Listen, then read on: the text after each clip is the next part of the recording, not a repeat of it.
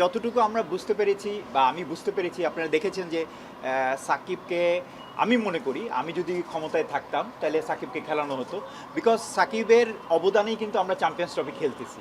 এই প্লেয়ারটাকে বাদ দিয়ে চ্যাম্পিয়ন্স ট্রফিটা খেলাটাও আমাদের অনুচিত আমি মনে করি, এটা আমার ব্যক্তিগত মত।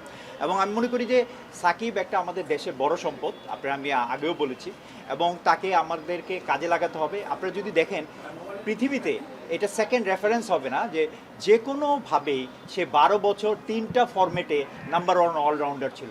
এটা পৃথিবীতে আর আসবে কিনা আমি সন্দেহ।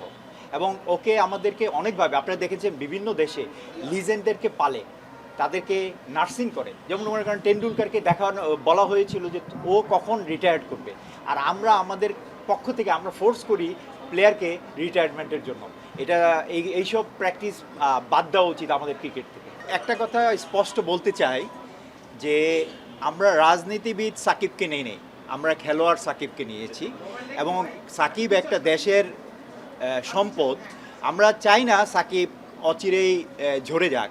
এবং আপনারা জানেন যে সাকিবের অলমোস্ট কেরিয়ার শুরু থেকে আমার সাথে ছিল, এবং এখনও ও আশা প্রকাশ করছেন আমার সাথেই থাকবেন।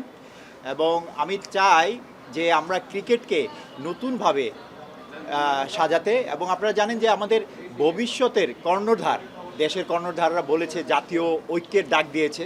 আমি চাই আমাদের ক্রিকেটেও সেভাবে সবাই কীভাবে ঐক্যের মতের ভিত্তিতে আমরা ক্রিকেটকে বাংলাদেশের 1 নম্বর ব্র্যান্ড করতে পারি সেভাবে কাজ করব। আমার সাথে যেটা কথা হলো সে ও এখনই আমার মনে হয় থার্ড টেস্ট দিতে যাচ্ছে, ইংল্যান্ডে আসতেছে রোজার মধ্যে।